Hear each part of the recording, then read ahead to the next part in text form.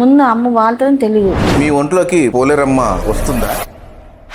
అమ్మవారు తప్పిట్లు కొట్టినా లేదా అమ్మవారు సాంబ్రాణి వాసన వస్తున్నా ఎక్కడి నుంచి వస్తున్నా సరే అమ్మ బాగా నిండుగా ఉండేది.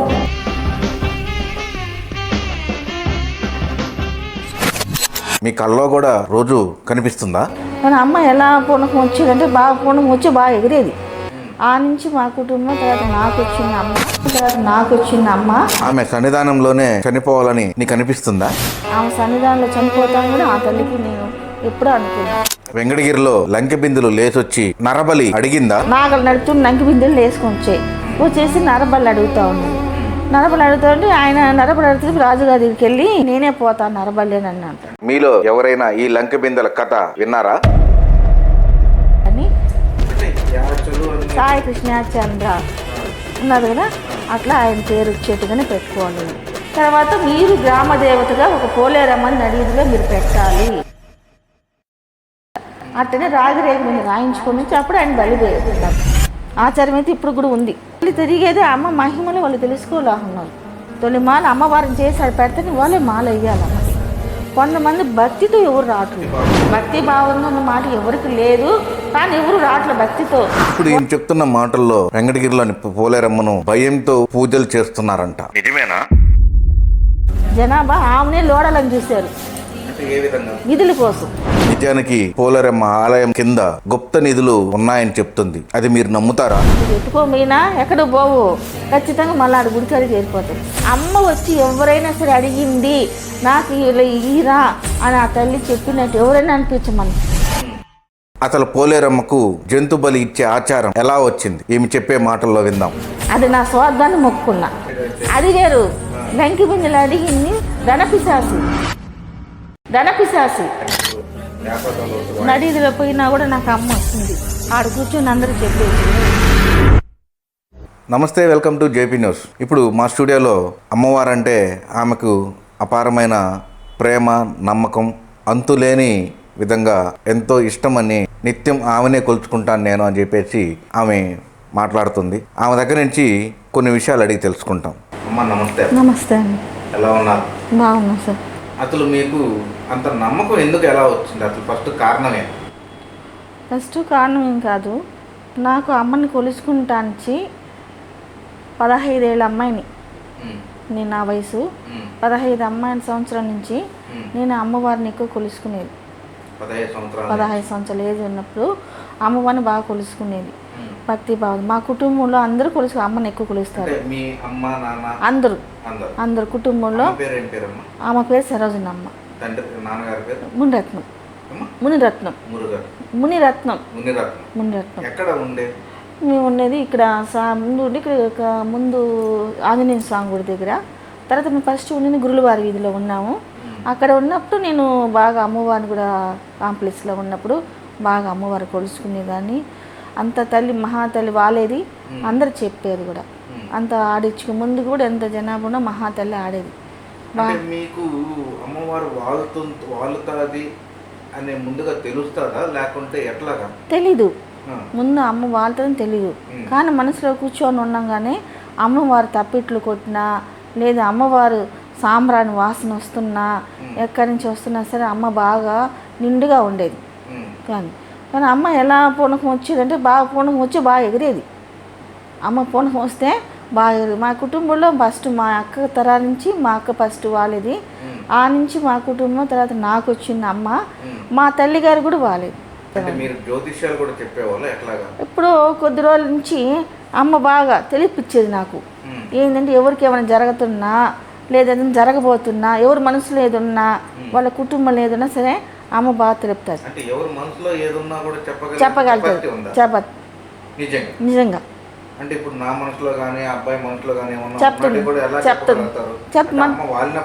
అమ్మ వాళ్ళని అమ్మ మనసులోకి ఉంటుంది. నేను భక్తితో ఉన్నాను, నాకేది లేదు, అంటు ముట్టు లేదు, మైలా మట్ర లేదు. నేను ఎప్పుడు అమ్మలో దిగేసాను. అమ్మలో ఎప్పుడు నేను 3 ఏళ్ళకే అమ్మలో దిగేసాను. నాకు అమ్మాయి కావాలి, నేను ఆమెతోనే ఉంటాను, నాకు ఆమె సర్వస్వం అనుకొని అన్నీ ఆమెను అనుకుని. పెళ్ళయింది.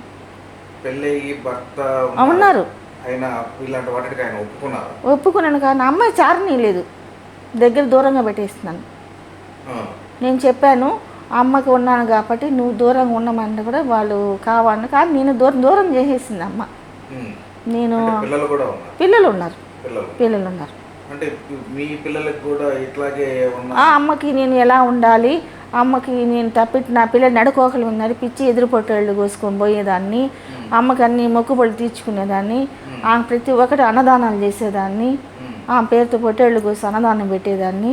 ఆమె అన్ని మొత్తం నెచ్చు నాకు ఆమె సన్నిధానంలో చనిపోతాను కూడా ఆ తల్లికి నేను ఎప్పుడూ అనుకున్నా. అసలు ఏందమ్మా అమ్మవారి చరిత్ర గురించి వెంకటగిరిలో ఫస్ట్ పోలేరమ్మ లేదు, కలివేలమ్మ ఉందనే. కలివేలమ్మ ఫస్ట్ ఉన్నింది మన ఊళ్ళో, పోలేరమ్మ లేదు. లేనప్పుడు ఈ సన్నిధానంలో కొద్ది రోజులు కలరా వేరు జబ్బులతో చచ్చిపోతున్నారు వెంకటగిరిలో. అంటే ఇది మన పురాణం కాదు, పెద్దవాళ్ళ పురాణం కానీ వచ్చిన మాటలు అవి. అంటే మనకు తెలిసిన పిల్లలు అంత ఏజ్ మనకు రాలేదు కాబట్టి నాకు పెద్దవాళ్ళు, ఇప్పుడు మా అమ్మగారు ఉన్నారు, ఇలా జరిగింది, ఇలా పట్టింది, చనిపోతూ ఉన్నారు, ఇట్లంతా జరుగుతున్నదని చెప్పి ఆమె చెప్పింది మనకు, చెప్పుకుంటూ వస్తున్న వార్తలు ఇవి అనమాట. అట్లా కలరా వ్యాధి చనిపోతూ ఉంటే జనాభా అంతా చాలా మంది అప్పుడు ఎట్లు కాపాడుకుని లేని పరిస్థితి వెంకటగిరిలో ఉన్నదన్న. అప్పుడు సాయి కృష్ణాచంద్రుడు ఒక యాచడు పనిచేస్తున్నాడు, తండ్రి గారి దగ్గర వాళ్ళు పనిచేస్తున్నారు, పని వాళ్ళు ఉంటారు కదా, పొలాలు దున్నుతూ ఉన్నారు. దున్నప్పుడు నాగలు పట్టుకొని లంకి బిందులు వచ్చినాయంట, నాగలు నడుపుతూ లంకి బిందులు వేసుకొని వచ్చేసి నరబళ్ళు అడుగుతూ ఉన్నాను.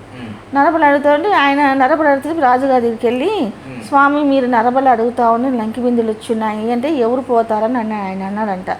అనేసి లేదు స్వామి నాకు ఒక మాట మీరు ఇచ్చారని నేనే పోతాను నరబలి అని అన్నాడు. ఒప్పుకున్నాడు, నేను ఒప్పుకున్నాడు.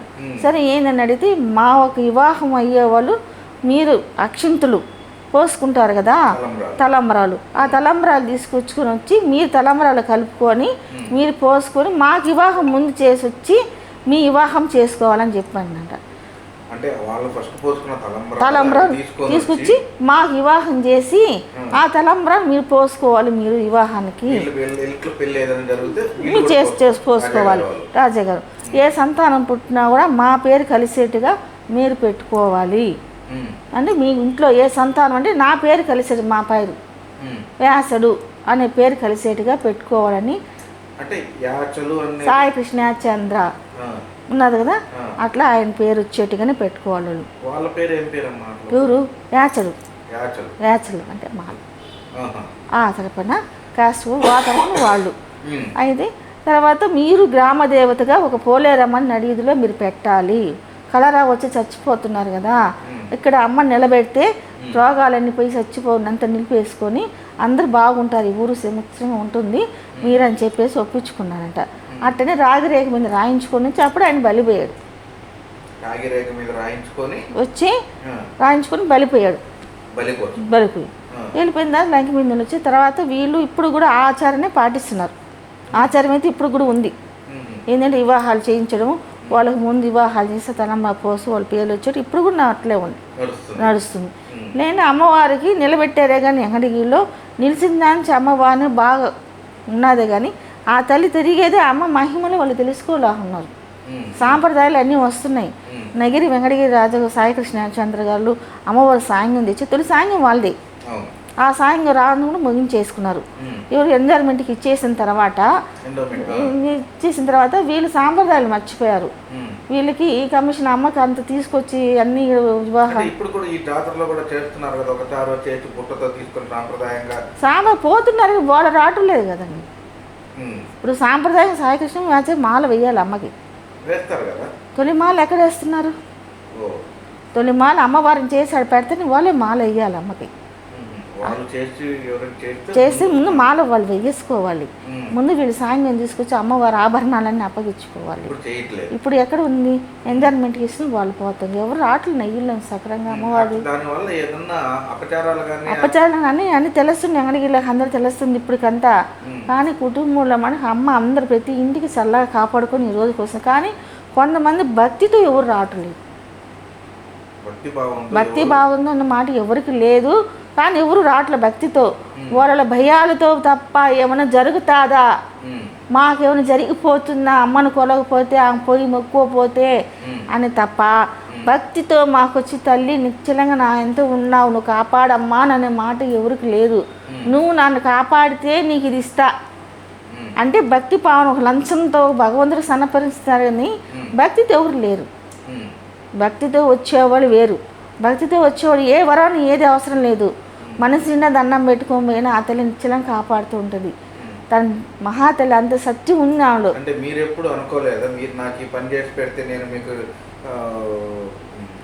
ఒక ఏట కోస్తానమ్మా అని చెప్పి పలు రకాలుగా అందరూ మొక్కుబళ్ళు నేను అలా ఎప్పుడు మొక్కుకోలేదు అట్లా? నేను అలా మొక్కును. నేను 10 మంది అన్నం నీ పేరు చెప్పి 10 మంది నీకు అన్నదానం పెడుతున్నా అంటే నాకు సంతృప్తి అమ్మా, నాకు అదే చాలు. నాకు ఆభరణాలు కుపేర్లు నాకు ఇవ్వాలని నాకు ఆశ లేదు. కానీ మంచి కోరత ఊరిని చల్ల కాపాడు, నీ బిడ్డని చల్ల తప్పు చేసి నువ్వు కాపాడుతున్నావు కానీ క్షమించే గుణి తల్లికి నీకు ఉందమ్మా. అందరూ బాగుండాలని నేను కోరుకుంటా. మనం అందరూ చెడిపోవడం కోరు. ఒక తప్పు చేసిన ఏదో తప్పు చేసినా క్షమించమంటాను తల్లిని. ఎందుకంటే తల్లి చేసిన తప్పు క్షమించే తల్లి గుణం ఉంది. కానీ ఆమెకు ఉంది కాబట్టి ఈరోజు మనం వెంకటగిరిలో ఉన్నాం. లేదంటే ఆమెకి ఉగ్ర రూపాన్ని ఆమె చూపించినా మనం ఎప్పుడో కూడా ఈ ఆరికి ఆమెనే లేపాలని చూశారు. జనాభా ఆమెనే లోడాలని చూశారు. అంటే ఏ విధంగా? నిధుల కోసం. ఇది కూడా జరిగింది. దాని ప్లానింగ్ అందరూ చెప్పుకుంటారు కదా. ఇప్పుడు పలాందీరు ఒక విగ్రహం ఉంది, అక్కడ స్వామివారి విగ్రహాలు అన్నీ తినేస్తారు. పోలేరమ్మ ఉన్నది, పూర్వగ్రహంలో చేసినటువన్నీ దాని కింద నిధులు ఉన్నాయని చెప్పేసి ఒక ఐడియా ఇచ్చారు జనాభాకి. అటు కూడా ట్రై చేశారు కానీ అది వల్లగల అంకాడ వీలు కాల. ఆమెను ఆమె తినేస్తుందని తెలుసు. ఆమె శక్తి గురించి ఆమె వస్తూ వెతుకోమతి ఎవరు ఉండరు కదా. రిటర్న్ మళ్ళీ ఆడికే వస్తుంది చూడండి. మీరు ఎత్తుకోమైనా ఎక్కడో పోవు, ఖచ్చితంగా మళ్ళీ ఆడ గుడికాడి చేరిపోతాయి అంది. కానీ 10 మందికి అన్నం ఎంతో సంపాదన వస్తుంది, గుడికి ఎన్నో నాకు డబ్బులు వస్తున్నాయి. కానీ అమ్మవారికి ఎందుకు ఆమెను అట్టు నిర్లక్ష్యం చేయడము? ఆమె నిర్లక్ష్యం అంటే ఆమె ఉండే సాంప్రదాయాలు ఒకటి పాటించట్లేదు. కానీ ఒక బేస్తవారం రోజు వచ్చినా కూడా అమ్మకు చక్కగా అలంకరించి బాగా సాంబ్రాన్ని వేసి తప్పిట్లు పెట్టుకుని మోగిచ్చి అమ్మవారికి ఎంతో వాసనతో ఎగిరేవాళ్ళు బేస్తవ ఆసాదులు. ఇప్పుడంతా ఏం లేదు. గుళ్ళో మనం చేస్తున్నాం, పూజ అవుతుంది, వస్తున్నారు, పోయి దండం పెడుతున్నారు తప్ప ఆ సాంప్రదాయాలు వేయలేదు. నడుకోగలు బాగా వేసేవాళ్ళు, నడుకోగలు వేసుకుని గుడి దాకా బాగా పోయారు. అమ్మకి సెలవు పందులు బాగా వేసేవాళ్ళు. ఎందుకంటే గొంజాకు యాపాకుతో సెలవు పందులు ఆమె చల్లగా ఉండమని ఎక్కువ సెలవు పందులు వేసేది. ఇప్పుడు పూలతో అలంకరణ అయిపోయినాయి ఆమెకి. అవి కాదు ముఖ్యమైనది, ఆమె కావాల్సింది అవి. ఏటల కోసం కాదండి, మన ఊరి క్షేమానికి ఏటలు కోస్తాం. అమ్మ అడగదు నువ్వు నాకు ఇది ఈరా అని ఏ అమ్మ అడగదు. నువ్వు పెట్టలేదు నాకు వచ్చి ఏ అమ్మ చెప్పదు. మనం ఒక ఆతృతి మన తినడానికే తప్ప అమ్మ వచ్చి ఎవరైనా సరే అడిగింది నాకు ఈరా అని ఆ తల్లి చెప్పినట్టు ఎవరైనా అనిపించమని. మొక్కుబడి ఉంటే మొక్కు అనేది ఒక వేరు. నేను మొక్కున్నా ఒక మొక్కు, దేన్ని మొక్కున్నాను? అది నా స్వార్థాన్ని మొక్కున్నా, అది లంచమే. ఇప్పుడు అమ్మకేస్తుంది మన లంచమే. అది కాదు, నువ్వు సల్లా కాపాడు తల్లి, నా కుటుంబం నువ్వే రక్షణ అనేది అది వేరు. నీకు అది ఇస్తానమ్మా నేను మొక్కునేది అది వేరు. అది బలి ఎప్పుడు అడిగింది? అది వేరు. లంకి బిందెలు అడిగింది ధనపిశాసి, అమ్మవారు కాదు, పోలేరమ్మ కాదు కదా. అడిగింది ఆయన ఏం చెప్పాడు? నన్ను నరబలి అడుగుతుందని అన్నాడు. పోలేరమ్మ అడుగుతుందని చెప్పలే కదా. పోలేరమ్మ అడిగిందని మాట్లేదు. నరబలి అడిగింది ధనపిశాసి, ధనం నేసిన దానికి గావు అడిగింది. అంతే, పోలేరమ్మ అడగదా? మహాతల్లి మనం తల్లి ఉంది, ఆమె కాపాడడానికి ఆమె బలి అడుగుతుంది, ఆమె అడగదు కదా.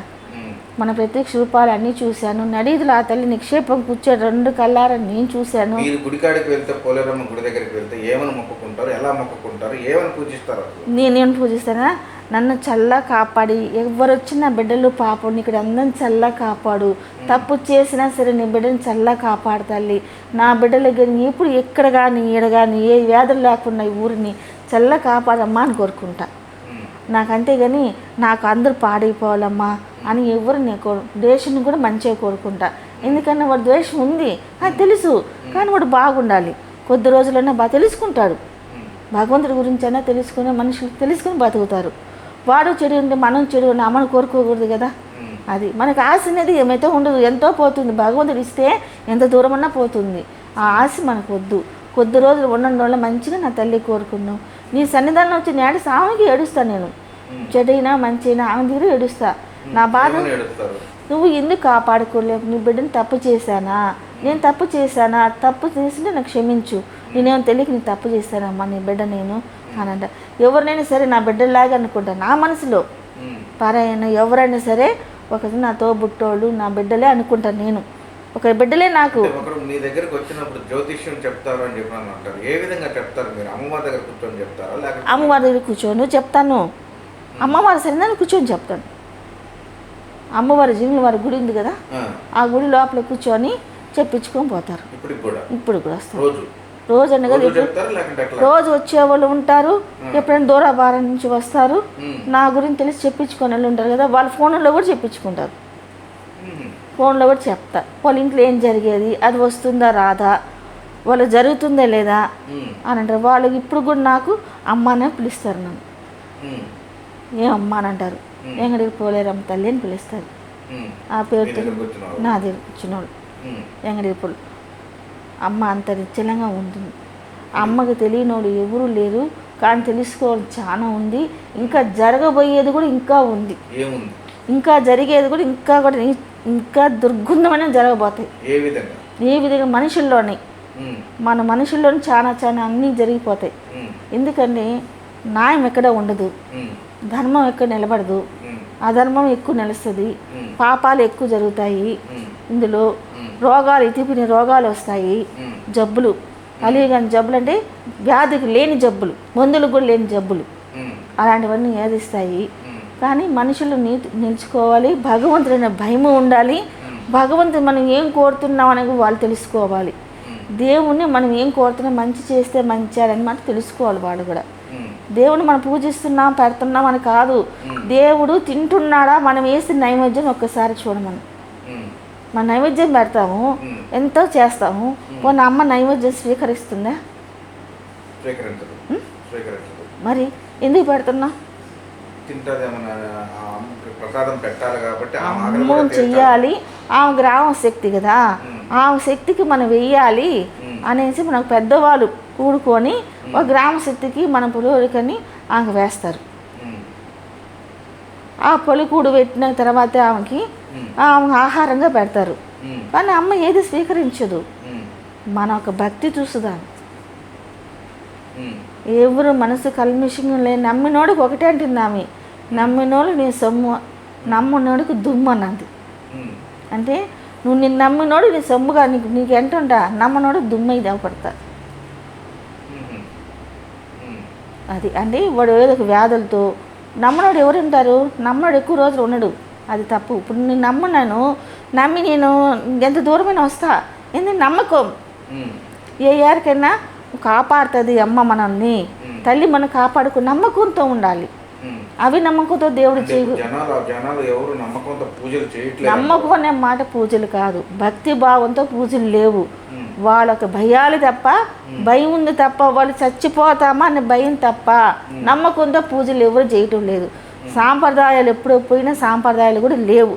ఆ సాంప్రదాయ యథాస్థితిగా పెట్టుకొని అమ్మవారి మహాతల్లి నడిలో కూర్చోని దానికి ఎంతో చక్కని మహాతల్లి అలంకరించుకొని ఆమెను ఎంతో సువాసనతో సరిపడాల్సింది, అలాంటిది కూడా లేదు. అసలు శుద్ధి శుభ్రత కూడా లేదు అక్కడ. అమ్మ దగ్గర ఒక శుద్ధి శుభ్రత కూడా లేదు. అలాంటి పరిస్థితి అయిపోయింది నా తల్లికి. అంటే ఇవన్నీ చూస్తా ఉన్న వాళ్ళు కూడా పోలేరమ్మ భక్తిభావం వస్తున్నారు పోతున్నారు. మీరు ఎప్పుడైనా సరే ఇలాంటి విషయాల మీద రాజా గారు వాళ్ళతో ఎప్పుడైనా చర్చించారా? మేము ఎన్నోసార్లు ట్రై చేసాం. పోయి రాజా గారితో మాట్లాడుతాను. ఇప్పుడు ఒక ఊరికి ఒక రాజుగా ఉన్నతను అన్ని విషయాలు ఊర్లో ఉన్నట్టు తెలుసుకోవాలంటారు. ఒక ఊరికి రాజు ఉన్నప్పుడు ఆ రాజు ప్రతి ఒక్క విషయం తెలుసుకోవాలి. రోజు కోటలో కూర్చొని వాళ్ళు ఉన్నారు, ప్రజలకు ఏం జరుగుతుందో ఆయన పట్టించుకోవట్లేదు. రాజు పట్టించుకుంటూ బాగానే ఉంది. ఇప్పుడు ఆయన పోలేరమ్మ శ్రద్ధ చేసి మీ సాంప్రదాయాలు ఎందుకు పోయినాయని అడగచ్చు. ఇన్ని చేస్తే వాళ్ళే గమ్మ నేనప్పుడు ఇంక ప్రజలు ఏముంది అంటే ఇప్పుడు మీకు పూనకం వస్తుంది చెప్పగలుగుతాను నేను అని అంటున్నారు కదా. సపోజ్ ఇప్పుడు మేము ఏదన్నా అమ్మవారి పూనకం సంబంధించిన ఏదన్నా పెడితే పూనకం వస్తుందంటారు. మీకు చెప్తుందో మీకు చెప్తే నేను చెప్పబడలేదు. పెట్టు. ఇంకా అర్థమవుతుంది. అమ్మవారి మ్యూజిక్ పెట్టు. తర్వాత మీరే చూసుకుంటారు. నేను చెప్పను, మీ శక్తి ఉంటే పెట్టుకోండి. అంటే అమ్మవారి పూనకం రావడం అనేది చాలా అరుదుగా అనేది కొంతమందికి ఇప్పుడు ఏదన్నా వింటే కూడా వచ్చేస్తుంది, గుడి దగ్గరికి వెళ్తే చూస్తే వచ్చేస్తుంది, కొంతమంది భక్తి భావంతో వస్తుంది, కొంతమందికి ఏదో ఒక రకంగా వస్తుంది. ఇలాంటివన్నీ నమ్మేది ఎట్లాగా? నమ్మకం అనేది వేరు, మనిషి అభినమ్మకం ఉండేది వేరు. మనలో నమ్మకం అనేది కలగాలి. ఇప్పుడు వర్షం వస్తుందని మనకు తెలిసిందా? ఈ రోజులో వర్షం వస్తుంది, పూట పిడుగులు పడతాయని పెడతారు, మెసేజ్లు వస్తాయి. కానీ పిడుగులు వస్తాయి, ఆ ముందు రోజు నుంచి వాన పడుతుంది. కానీ అమ్మ వస్తుందా అని అంటే అమ్మ ఏ రూపంలో వస్తుంది? ఎవరికైనా ఎలా వస్తుంది? ఇప్పుడు నేనున్నాను, నా భక్తి భాగంతో ఉన్నది అది వేరు. ఇప్పుడు ఇది కూడా చాలదు నాకు, నువ్వు పెట్టే ఇది చాలదు నాకు. నువ్వు పెట్టాలనుకుంటే ఎంత రీసౌండ్స్లో పెడతావో అంత రీసౌండ్స్లో పెట్టు. నువ్వెంత ఇదితో పెట్టాలో, ఎంత భక్తి భావంతో ఉండాలో అప్పుడు. ఇలాంటి ఫౌండేషన్కి ఇలాంటి ఎక్కడ పెడితే అమ్మ అక్కడ యూజ్ చేయదు, నాకు రాదు. అమ్మ బావి ఎలా ఉండాలంటే అంత ఇదిగా ఉండాలి. అంటే మీకు జరిగిన వాటిలో పోలేరమ్మ మీకు పూనకం మీ దగ్గరికి వస్తుంది. నా పిల్లలకి నేర్పించినా కూడా, నా పిల్లలకు నా కుటుంబం, నా అమ్మ వస్తుందా అని మాకని అడిగారు. ఖచ్చితంగా మీ ఇద్దరికి వస్తుందని నేను అన్నా. అదే స్థితిలో నా ఇద్దరు పిల్లలకి వస్తుంది. అవును, మేము ఈ మధ్య కాలంలో కూడా మీరు జాతర అప్పుడు మేము చూసాము, మీ ముగ్గురు మీ పిల్లల్ని మిమ్మల్ని చూసాము. అక్కడ పోలేరమ్మ డప్పు వాయింపులు యాత్రలు నడిదిలో పోయినా కూడా నాకు అమ్మ వస్తుంది. ఆడ కూర్చొని అందరూ చెప్పేసి కూడా వస్తుంది. అంటే ఏ విధంగా మీకు వచ్చిన అమ్మవారు ఇళ్ళకి ఎలా వస్తుందంటే, ఇప్పుడు నేనున్నా, నాకు వేది లేదు, సంసారం లేదు, భర్త లేడు, పిల్లలు పెళ్ళి అయిపోయినాయి, నాకు ఏది వద్దనుకున్నా, నువ్వే కావాలనుకున్నా. నా అమ్మ నువ్వే నాకు కావాలి, నీలో ఉన్నా నేను, ఇంత చంపినా పట్టినా నువ్వే, ఏ తప్పు ఉన్నా తల్లి నీలో నువ్వే చూసుకుని అమ్మకే నేను వదిలేస్తా. ఇప్పుడు నేను కూర్చొని ఉన్నా, నా పీఠ స్థానాన్ని నువ్వు కూర్చొని ఉండవు, నా పీఠ స్థానంలో నువ్వు కూర్చొని ఉండవు. సరేనా? నీ సమస్థానంలో నీ తండ్రి గారు, నువ్వు, అందరూ చాలామంది మీ తండ్రి నెగిరిలోనే బతికినోళ్ళు. సరేనా? అందరూ నీ కుటుంబంలో నెగిరి వరకే బతికినోళ్ళు. ఈరోజు నీ స్థాయికి నీ తండ్రి వల్లే నువ్వు ఉండవు. ఈరోజు నీ స్థాయికి ఉన్నావు నీ తండ్రి వల్లే, నీ కుటుంబంలో కానీ అన్నీ బాధలు పడ్డావు, ఎంతో బాధలు పడ్డావు. రమేష్ ఒకప్పుడు నేను అవమానించిన వాళ్ళు కూడా ఉన్నారు, కానీ వాళ్ళ వల్ల కూడా నీకు కాల. కానీ మంచి చేద్దాం ఒక ఇదితోనే పోతావు, కానీ చాలా చెడు ఇది కూడా ఎదురేది నీకు. కానీ చచ్చిపోవాల్సిన వాడివి కానీ బతికావు. యాక్సిడెంట్లో వెళ్ళిపోవాల్సింది నువ్వు బతికావు. కానీ నీకు జీవు భగవంతుడు అనేది నీకు నమ్మకం ఉంది. ఆ నమ్మకం చేత నువ్వు కూర్చున్నావు ఈరోజు ఈ స్థానంలో. లేదంటే 5 నిమిషాలు నువ్వు కూర్చోలేవు. సరేనా? ఎన్నో నీ కుటుంబాలు కానీ అందరూ కష్టపెట్టిన వాళ్ళే, నిన్ను ఏ రోజు సుఖపెట్టలే ఎవరు. కానీ అన్నీ నిలబడుకొని వచ్చావు నువ్వు ఈ స్థాయికి. ఈరోజు నిలబడుతున్నా కానీ నువ్వు ఒక దేవుడితోనే ఒక భక్తితో కూడా ఉంటావు, కానీ అదే స్థానంలో ఉంటావు. ఏంది నమ్మకం సగం తక్కువ ఒక ఎక్కువ, కానీ ఉంటుంది దేవుడు, కానీ దేవుడు భక్తి. కానీ ఎలా వస్తుందా ఆ నమ్మకం ఒక ఉంటుంది నీకు, కానీ నమ్మకం ఉంది. కానీ దేవుడు అమ్మకి ఖచ్చితంగా ఎన్నో నీలో ఉంది. నీ స్థాయికి వచ్చే స్థాయి కూడా ఉంది, మంచి స్థానం ఉన్నది, నీ కుటుంబాలు అన్నీ ఉన్నాయి, నీ బిడ్డల వల్ల మంచి సుఖం ఉంది. సరేనా? నీ బిడ్డలు చాలా ఎత్తిగలు తెలివైన వాళ్ళు, తెలివి కాకుండా మంచి స్థానం ఉంది. కానీ కుటుంబాలు అన్నీ మంచిగా జరుగుతాయి, చెడు ఏది జరగదు. కానీ వచ్చే స్థానంలో కూడా నీకు ఇంకా మంచి స్థానమే తప్ప నువ్వు ఒకరి స్థాయికి పెట్టే స్థాయికి వస్తావు, కానీ దిగజే స్థాయికి మాటికి రాలేవు ఇంకా. సరేనా? అంటే ఇవన్నీ మీకు ఎట్లా తెలుస్తాయి? నిజంగా ఇవన్నీ మీరు నాకు నిజంగా చెప్తున్నారు ఎట్లా తెలుస్తుంది? అంటే ఇప్పుడు నాలో చాలా బాధలు కూడా ఉన్నాయి, అలా బాధలు కష్టాలు కూడా ఉన్నాయి. అలా ఎట్లా తెలుస్తుంది? నీ విషయం నాకు తెలీదు, నీ విషయం నాకు తెలీదు, నువ్వు ఎక్కడ ఉంటావు నాకు అస్సలు తెలీదు, నీ ఉన్న ప్లేస్ నాకు తెలీదే. మరి నీ గురించి నాకు ఎట్లా తెలుస్తుంది? తెలియదు కదా. మరి నాకు ఎవరు బలికిస్తున్నారు? ఎవరు బలికిస్తున్నారు? అమ్మవారు బలికిస్తుందంటవా? నా తల్లి నా బలికిస్తుంది. చెప్తుంది. కళ్ళు మూసుకుని ఏమున్నా చెప్తుంది.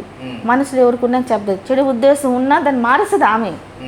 ఇట్లా ఉంది ఆడెళ్ళకు, చెడు ఉద్దేశం వెళ్ళకు, ఆ స్థాయికి నువ్వు వెళ్ళకు అని ముందు తప్పించేస్తుంది అమ్మ. మంచి స్థాయికి అన్నట్టు ఆమె పలికిస్తుంది, కానీ నేనే చెప్పను. ఇప్పుడు కూడా నేను చెప్తాను, నీకు నమ్మకం ఎలా ఉంది? నేనే చెప్తాను, నమ్మకం ఎలా ఉంది? నేను ఉన్నాను, మరి నా మనసులో ఎవరు? మరి నేను చెప్పేది అదే కదా. ఇప్పుడు నేనున్నాను, ఎదురుగా నేనే ఉన్నాను, నమ్మకం ఎట్టా? నా రూపంలో నేను కూర్చో ఉండొచ్చుగా, నా రూపంలో కూర్చొని ఉండొచ్చుగా. ఎవరు కూర్చొని ఉంటారు? అంతే. ఇప్పుడు నేను ఉందా లేదని నీకు ఎలా తెలుస్తుంది? నువ్వు చెప్పగలుగుతావా?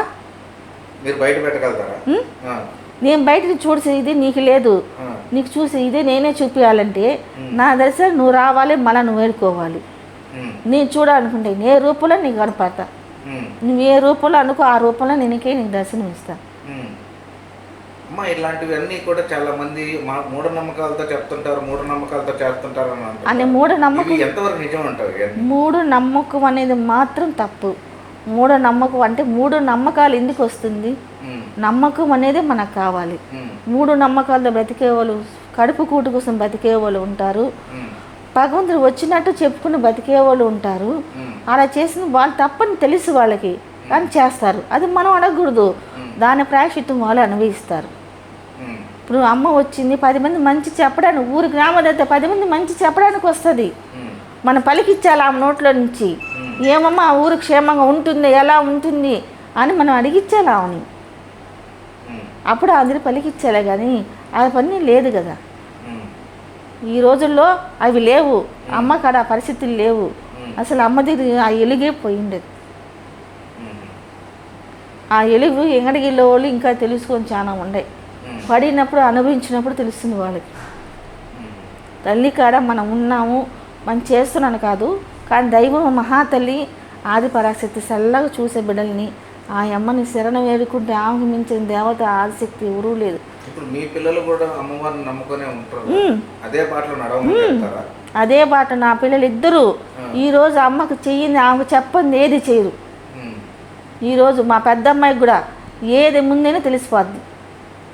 మా నోటితో వచ్చిందంటే జరగదు అంటే ఇంకా జరగదంతే, ఇంకా అది కత్తించినా తప్పించినా జరగదు. నేను ఎవరిని సావులు అమ్మని సమంతలు పోదు, పోలేరమ్మకే పడదు. అందుకే అమ్మవారికి నియమాలు పట్టింపులు అవన్నీ ఉంటాయని అంటారు. ఎలాంటి నియమాలు ఉంటాయి, ఎలాంటి పట్టింపులు ఉంటాయి? కానీ అమ్మకి 2 నియమాలు: మైలు తగలకూడదు. ఆమెకు ముఖ్యమైనది ఏంటంటే మైలు తగలకూడదు. ఆక్షేపం లేదంటారా? అంటూ ఆక్షేపం లేదు. అంటే ఆడవాళ్ళు బయట అవుతే దానికి ఆక్షేపం లేదు. మైలు సోకిందంటే అమ్మకి ఎక్కువ ఆగ్రహం. అంటే ఆమె వివాహం లేని ఆమె కదా. గ్రామ శక్తులు అంటే అంతే. మన ఆమెనే కాదు, ఏ దేవత అయినా సరే మైల దేవత, ఏ దేవుడికి మైలుతో దండం పెట్టాం కదా.